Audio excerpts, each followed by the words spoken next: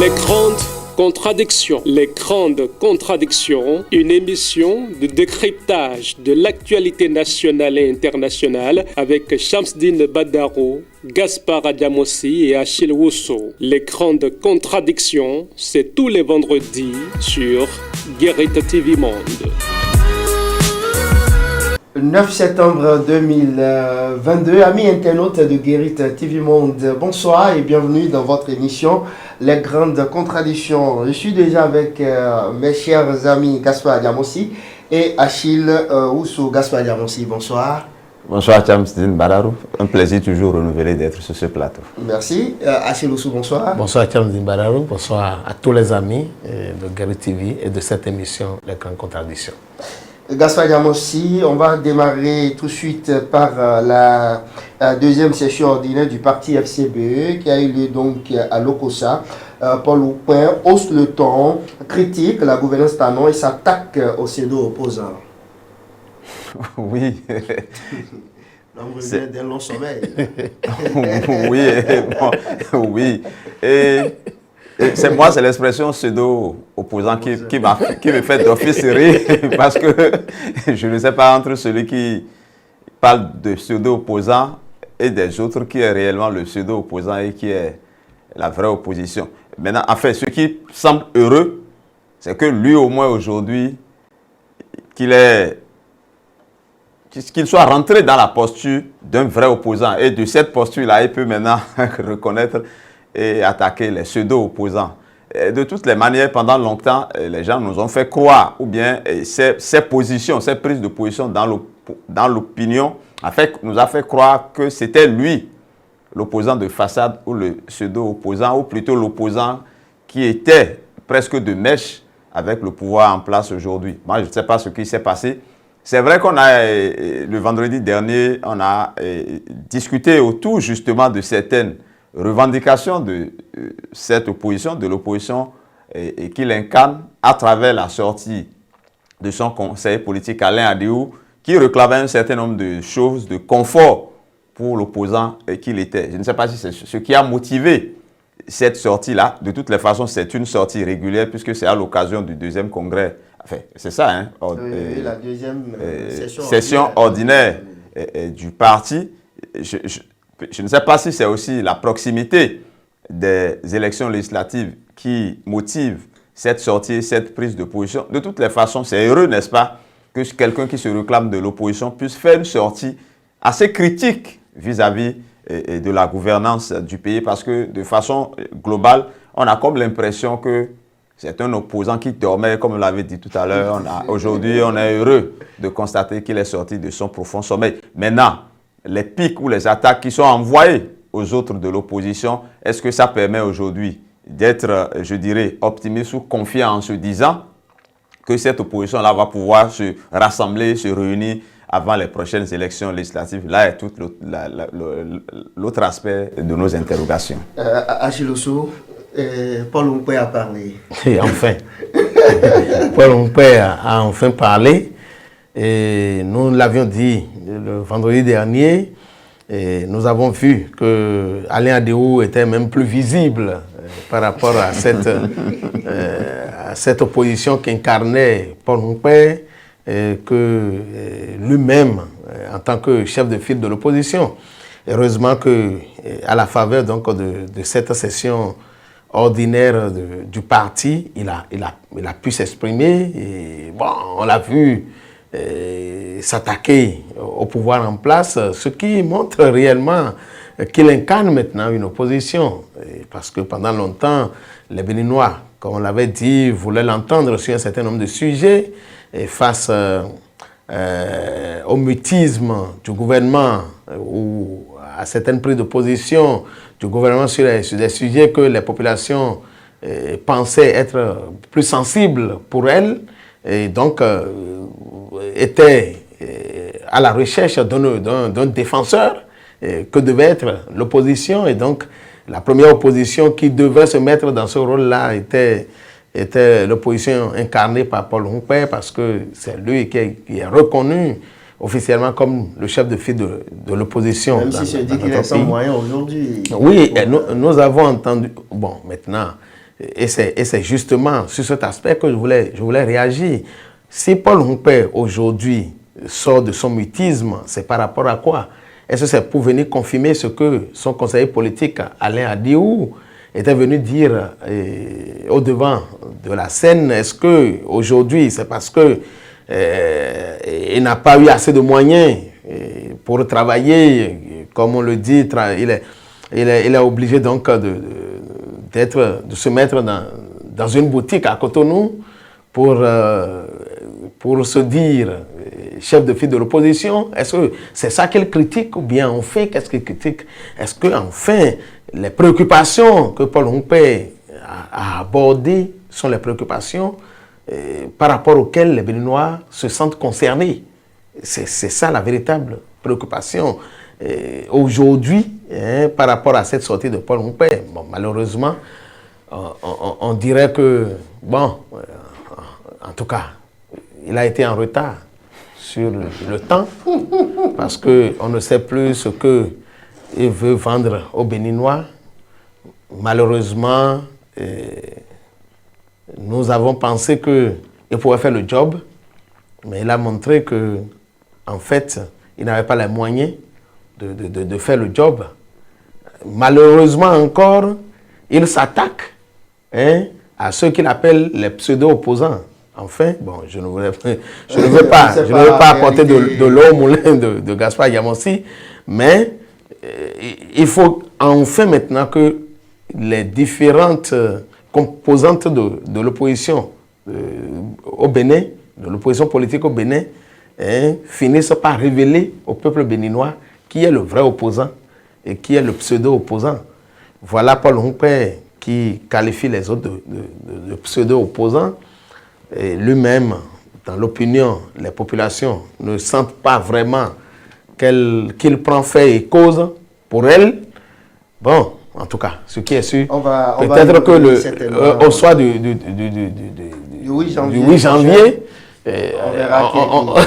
on saura enfin si c'est Paul Humpé qui a raison ou s'il y a une opposition vraiment par rapport à laquelle les Béninois se sentent plus à l'aise. Merci. Non, le problème, c'est que lui, en tant que chef de file de l'opposition, ne lui en veille pas s'il est quelque part un peu fâché. En tant que chef de file de l'opposition, officiellement reconnu, il se plaint de ne pas avoir ce qui lui revient de droit. Et ensuite, il se plaint de ne pas être reçu par le chef de l'État alors que les autres sont reçus.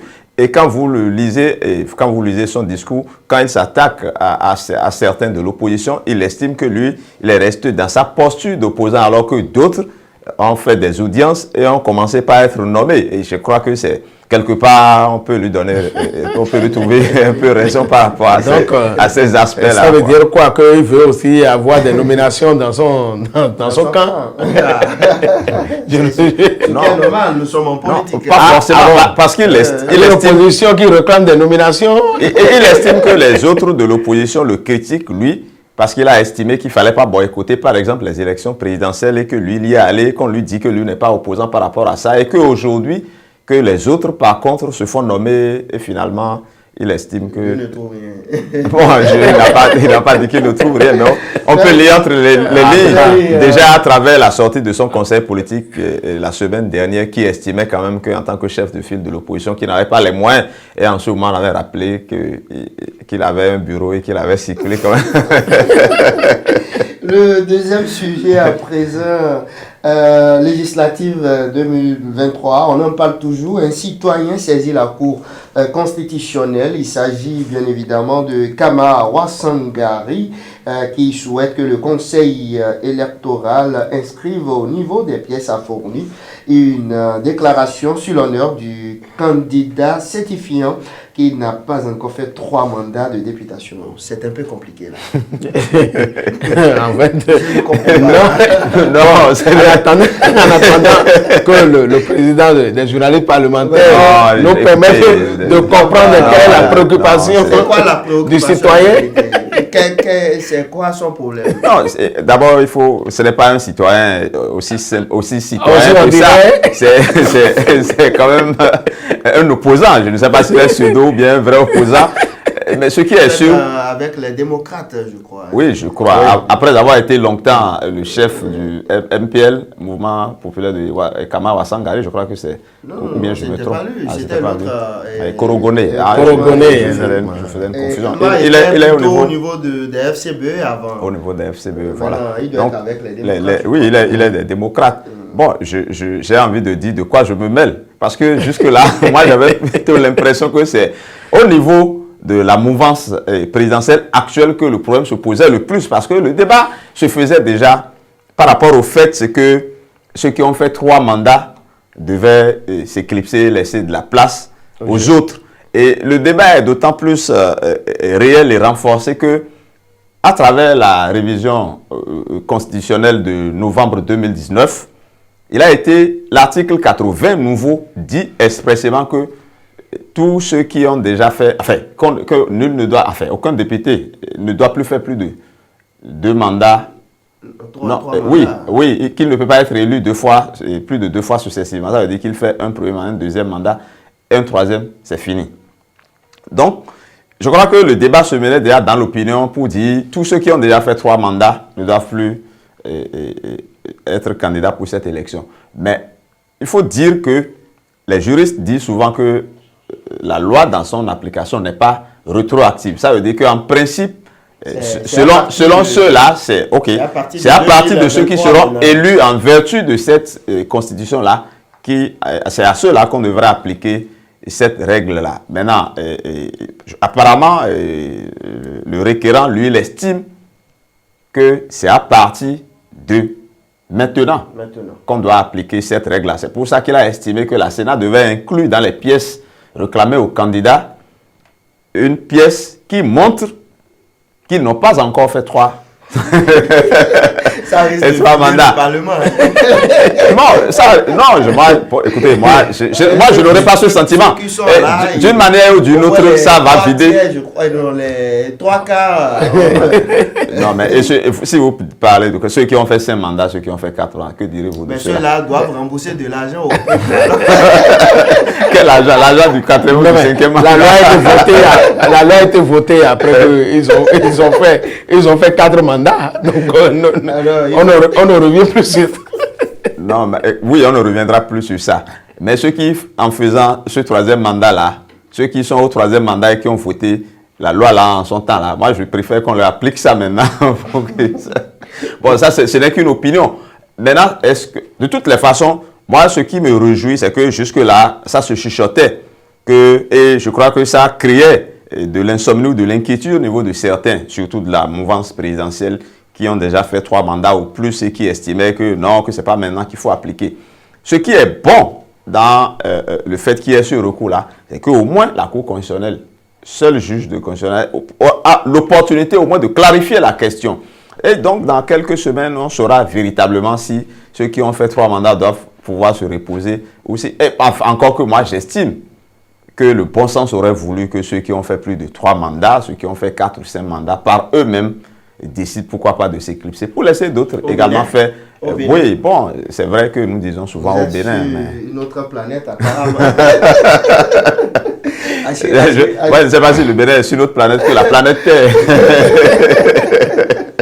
Vous voyez les choses, vous voyez les choses autrement alors. Hein? En tout cas, moi j'ai une seule question à me poser. Kama Wasangari enfin travaille pour qui?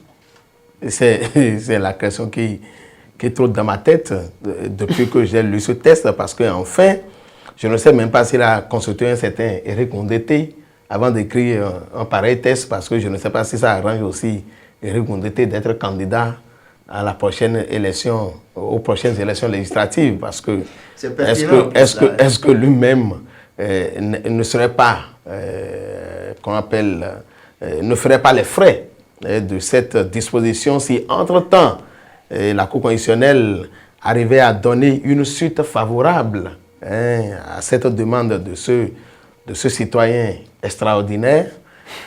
Nous attendons quand même de voir ce qui sera décidé par la Cour constitutionnelle, parce qu'enfin, tout citoyen a le droit de saisir la Cour sur un certain nombre de préoccupations qu'il juge contraires à la Constitution ou des questions sur lesquelles il souhaiterait quand même voir la Cour se prononcer.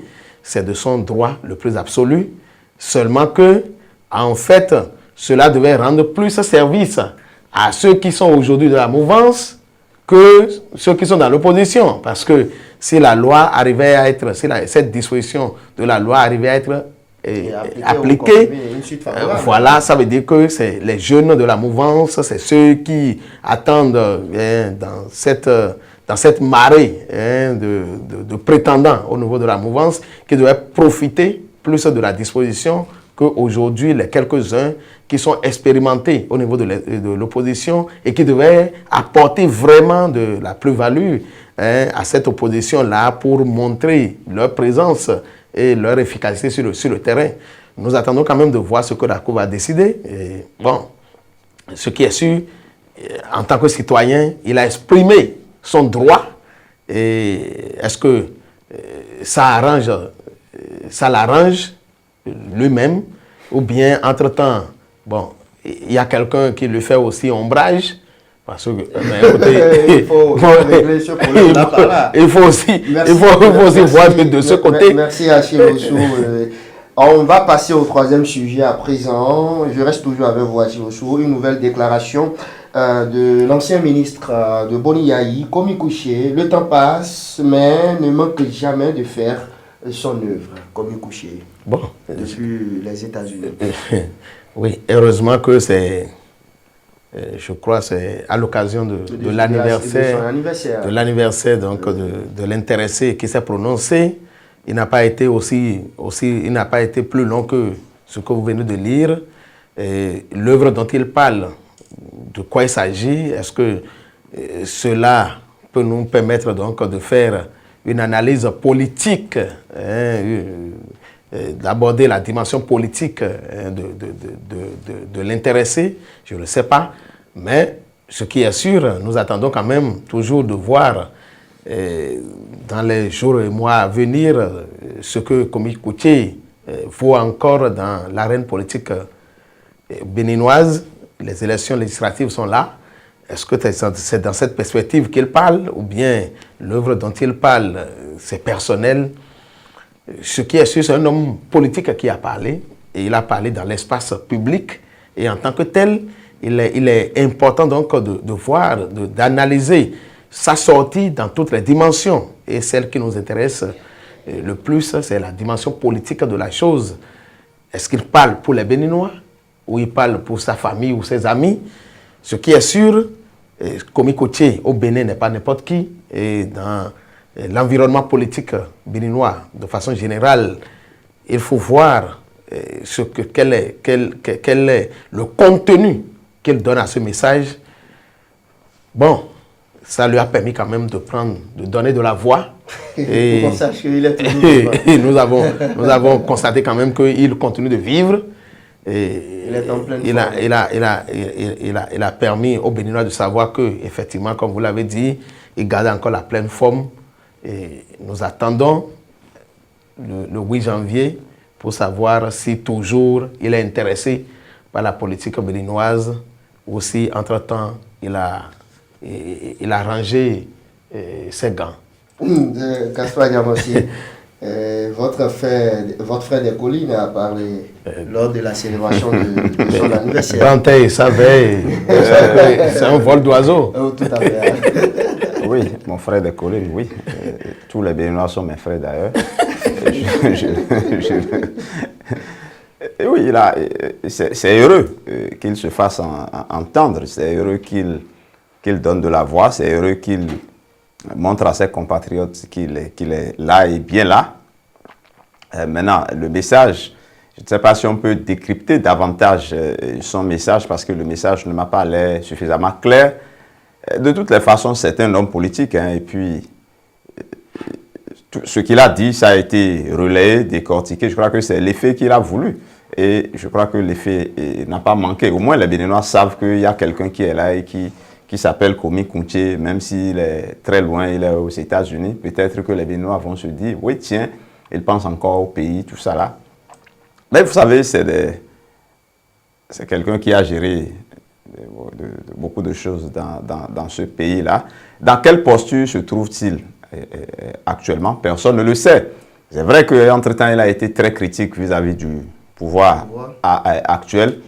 Mais je crois que de moins en moins, il prend la parole. D'ailleurs, depuis les dernières élections présidentielles, je ne pense pas qu'il ait encore dit beaucoup de choses. Sinon, je crois qu'il s'est prononcé après la dernière rencontre entre le président et Boni Yahi. Je crois qu'il avait dit une grosse bêtise et ça nous a permis ici un peu d'en parler. Heureusement que cette fois-ci, il a été suffisamment diplomatique, assez, je dirais, il est resté un peu dans les normes, et je crois que c'est ce que nous souhaitons. Aujourd'hui, il ne s'agira pas de mettre de l'huile sur le feu, n'est-ce pas? Il est dans la situation où il est, et je crois qu'il faut trouver aujourd'hui les voies et moyens pour régler ces genres de questions. Ceux qui n'ont fondamentalement rien à se reprocher, quoi qu'on dise, ils sont encore à l'intérieur, ne sont pas inquiétés. Quand vous prenez quelqu'un comme Éric Ounete, c'est quand même un opposant bon teint, à moins que quelqu'un ne vienne me dire qu'il n'est pas opposant. Ah, écoutez, il est encore dans le pays.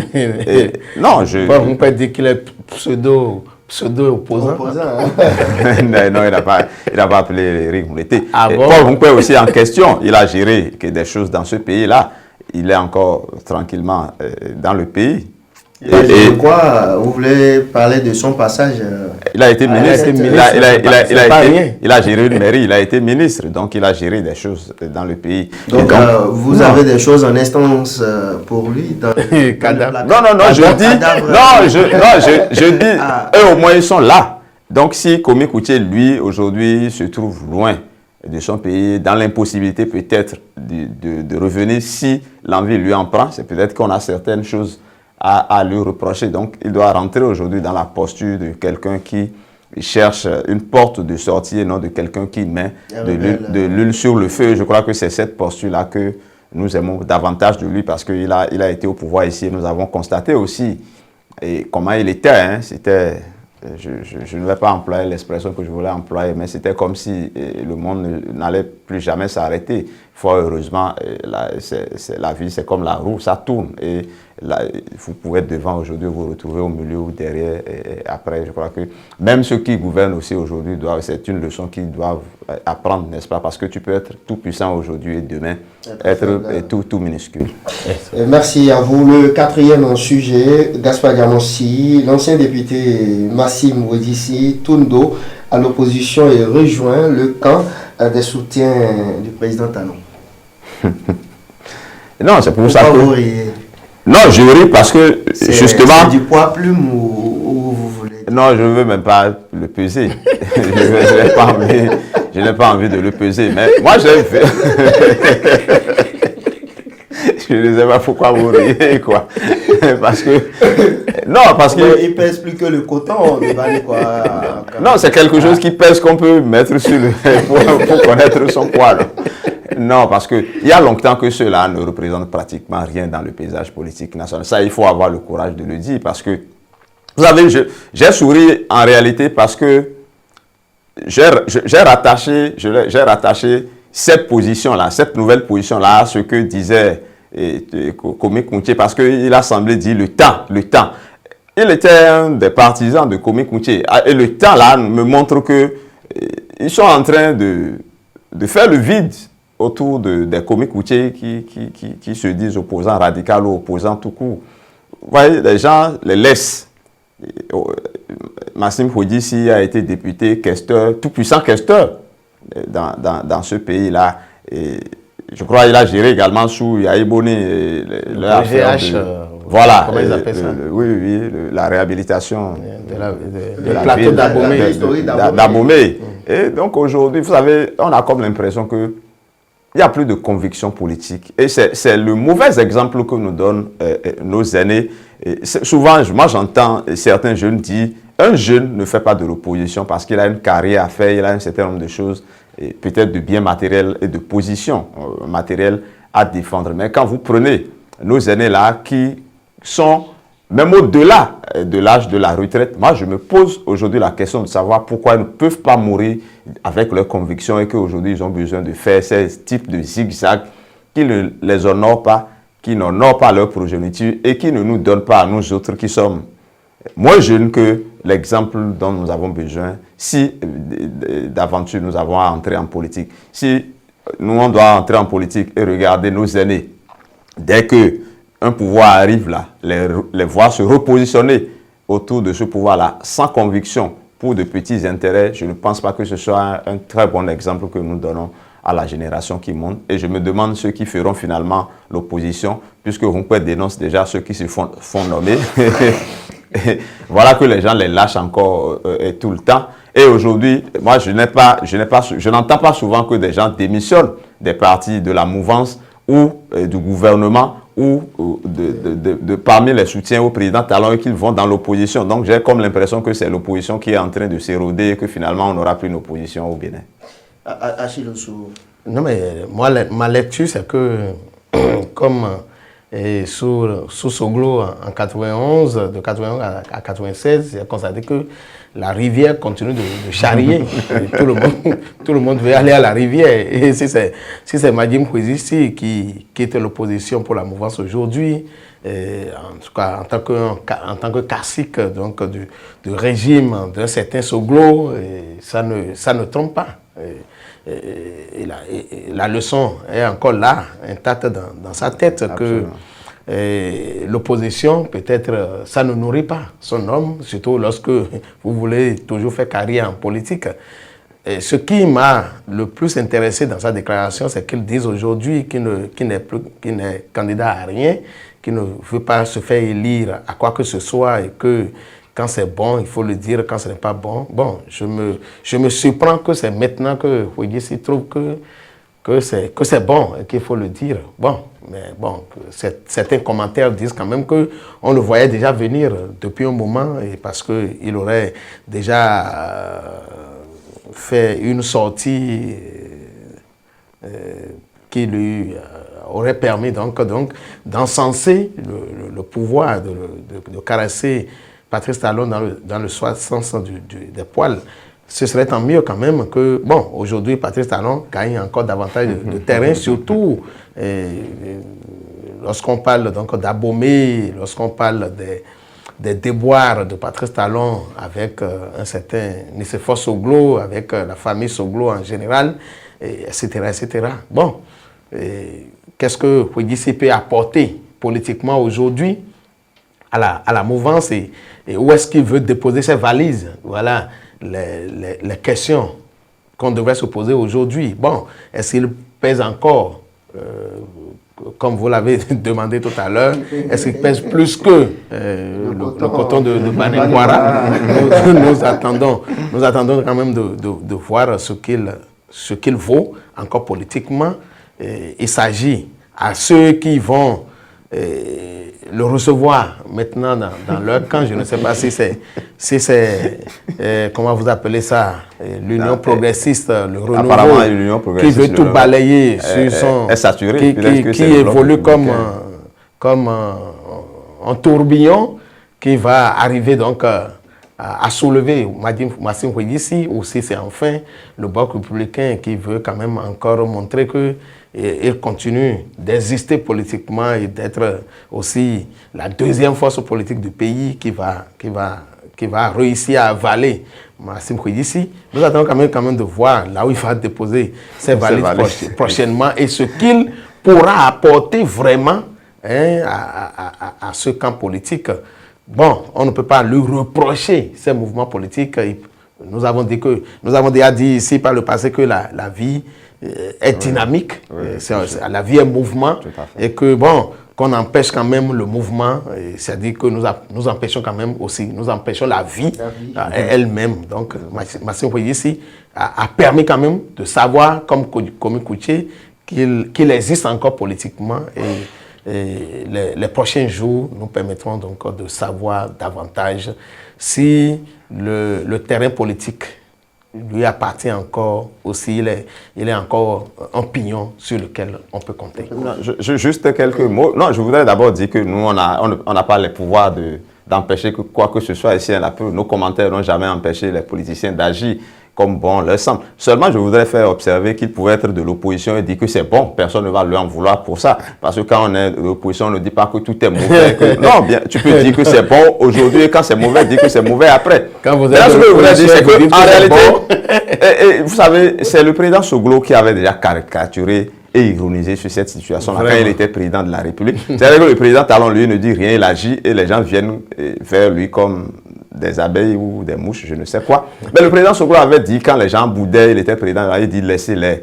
La biche ne se fâche pas avec la rivière parce qu'elle reviendra y boire. Donc j'ai l'impression que c'est le pouvoir un peu comme cela pour ces aînés-là. Ils ne peuvent véritablement jamais se fâcher avec le pouvoir parce qu'ils doivent venir à la source. Merci Gaspard Gamos. Le dernier sujet très rapidement, en 2 minutes là. Année scolaire 2022-2023 au Bénin. Fédécine, c'est bien ça, hein? Fédécine, hein? Et CSA Bénin. On comprend que ce n'est pas votre domaine. 11 conditions pour une rentrée apaisée à Chiloso. Aujourd'hui, le gouvernement et les centrales syndicales ont eu leur rencontre de discussion, d'échange. Et nous avons déjà quelques-unes des décisions qui ont été prises. Je crois, oui. C'est vrai qu'il y a eu, il y a une liste de 11 doléances, de 11 revendications de la CSA Bénin et de la FEDECEN. Bon, est-ce que toutes les préoccupations étaient abordées? Je ne sais pas, mais quand même, nous pouvons quand même dire que à partir du point que le secrétaire général national du Parti Bloc républicain et en même temps le ministre c'est plutôt le ministre. Bon, en tout cas. Qu'est-ce que je dis? Il est dans 2 rôles différents. C'est le ministre.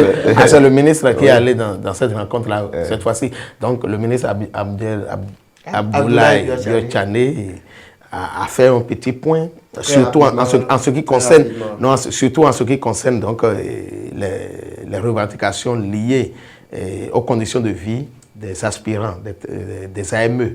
Et il paraît qu'il y a une petite condition qui a été faite pour leur permettre de bien commencer la rentrée. On peut déjà saluer ça parce que lorsque vous passez 3 mois de vacances sans un copec et que dans les mêmes conditions on vous demande de commencer la rentrée, vous n'avez pas le cœur à l'ouvrage.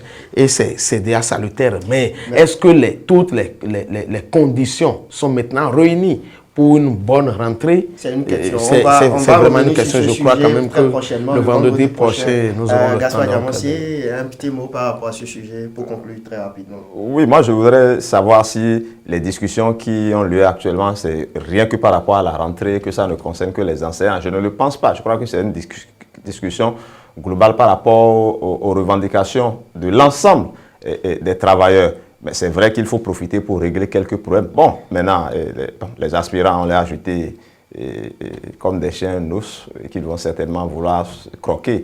Mais moi, je ne pense pas que cela soit la solution. Si c'est à 2 semaines de la rentrée qu'il faut commencer par faire du saupoudrage pour dire qu'on règle les problèmes des enseignants, alors qu'on a fait 3 mois à la maison, moi, je pense qu'il faut revoir ces manières de faire. Ce qui est heureux, au moins, c'est que le gouvernement a maintenu, et je l'ai suivi, la revalorisation salariale. Le gouvernement a dit, on a promis et ça sera fait d'ici novembre. J'espère que les discussions permettront également d'avancer sur ce terrain-là. Merci. Votre conclusion, nous sommes à la fin de cette émission. Oui, ma conclusion, c'est encore une fois tout le plaisir que nous ressentons d'être sur cette émission tout le vendredi et de discuter, de décortiquer autour de l'actualité. Je devais saluer Maître Adrien Mbedi. Il a fait une chronique intéressante sur l'homme. Et moi, je ne sais pas. Je ne sais pas pour qui la chronique est intéressante. Ce qui est sûr, le président Adrien Mbedi, c'est un homme politique d'envergure au plan national parce qu'il a occupé beaucoup de postes importants. On peut dire que c'est un incompris parce que beaucoup de Béninois ne comprennent pas souvent ces prises de position. Mais en même temps, ceux qui le connaissent suffisamment disent que c'est un homme de grande valeur. Quand nous l'observons également de loin, nous savons que c'est un homme qui incarne un certain nombre de valeurs. Je crois que les anciens et la chronique n'avait pas pour objectif de l'encenser. La chronique a pour objectif de dire que pour quelqu'un qui est un peu controversé dans l'opinion, il a quand même une certaine longévité en politique, malgré toutes les épreuves qu'il a eu à traverser. Les amis sont revenus à la maison. Non, c'est ça qui paraît le plus intéressant, parce que ceux qui s'attaquaient à lui, qui le vilipendaient il y a quelques années ou quelques mois ici, ont subitement retrouvé le chemin de sa maison et s'affiche fièrement avec lui sur les réseaux sociaux avec des commentaires. Ça fait quand même assez rire. Même nous sommes en politique et rien ne doit nous étonner. Merci beaucoup. À vendredi prochain. À vendredi prochain, Inch'Allah. Bien bon, puisque Gaspard a déjà occupé tout le temps. Non, c'est sur la base des questions qui m'ont été posées. Je salue l'équipe technique de Guérit TV Monde et les amis internautes qui continuent donc, qui sont nombreux, de plus en plus nombreux, à nous faire confiance, à nous suivre, à nous faire des propositions pour plus d'amélioration. À vendredi. À vendredi prochain, Achille Ossou. Merci beaucoup et bon week-end à vous. Bon week-end à vous aussi. D'accord. Gaspard Diamossi, bon week-end. Oui, bon week-end à nous tous. Voilà, mesdames et messieurs, c'est définitivement terminé. Le vendredi est là, déjà. Le week-end est déjà à nos portes. On va vous souhaiter un excellent week-end de toutes les façons. Nous sommes disponibles pour déventer l'invitation. Pourquoi pas Roméo Aéronton, Kabiru Adiadi. Ils étaient donc à la réalisation. Merci à vous et à très bientôt. Les grandes contradictions. Les grandes contradictions. Une émission. Les grandes contradictions. Les grandes contradictions. Une émission de décryptage de l'actualité nationale et internationale avec Shamsdine Badaro, Gaspard Diamossi et Achille Ossou. Les grandes contradictions, c'est tous les vendredis sur Guérit TV Monde.